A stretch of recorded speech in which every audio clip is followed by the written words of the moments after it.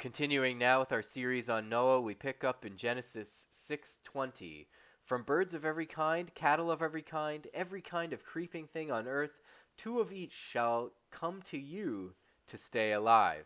So let's go through various sources on this verse.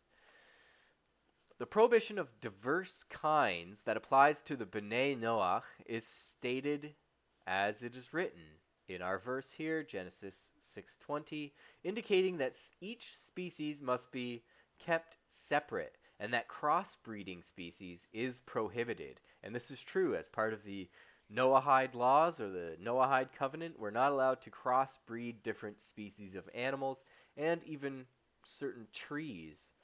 And according to other Tanaim, that verse does not indicate a mitzvah.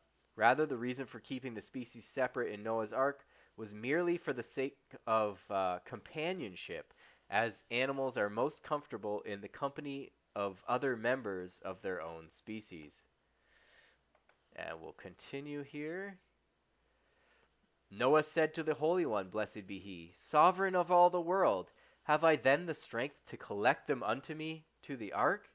The angels appointed over each kind went and gathered them, and with them all of their food unto him to the ark. They came to him of their own accord, as it is said, and they came unto Noah into the ark. They came by themselves, and they brought them to Noah is not written here, but instead, and they came unto Noah into the ark. Okay. So they came on their own volition. Noah didn't have to go out and catch these animals and then collect their food as well, which would have been a massive amount of work. Those that had kept to their own species and had not corrupted their way. So there was no interspecies relations. All these came of their own accord, but only those which the ark was allowing to pass in did Noah permit to enter. So they were brought to him, and then he would decide if they were to enter the ark and where they were going to stay. Including the feathered birds according to the various species, and according to the four-legged beasts according to each specific species. Seeing that the birds had been created on the 5th day of creation, and the mammals on the sixth day, they are listed here in that order. As you can see here, from the birds of every kind first, and then the cattle are mentioned after. Let's go now to a different source. This one mentions, again, the order. Two of each species will come to you. According to Nachmanides, Ramban, God tells Noah that these creatures will present themselves before Noah of their own volition, so that he did not have to go out and chase after them in order to save their lives.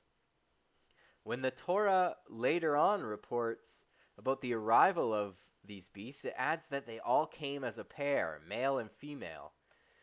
We need to resolve why, in the previous verse, God instructed Noah to bring beasts to him, seeing that they were going to come of their own volition. The instruction in verse 19 became operative only after the animals had presented themselves before Noah. So the animals came by themselves to Noah, but they didn't walk into the ark by themselves. They came to the ark in front of Noah, and now he was to bring them into the ark and to assign them to their respective quarters. Moreover, the animals that were to have their lives saved came of their own volition. But the 7 pairs of pure animals that were to serve as sacrifices after the deluge did not come by themselves. Noah was instructed to take them and bring them into the ark. Now, I always say that the roots of the 613 mitzvot for the Jews can be found in Genesis, and especially in the story of Noah. You'll find little hints of the 613 everywhere. And here's a perfect example where it says, the 7 pairs of pure or clean animals that came to Noah that were to serve as sacrifices. It just shows that Noah was instructed in the ways of clean and unclean.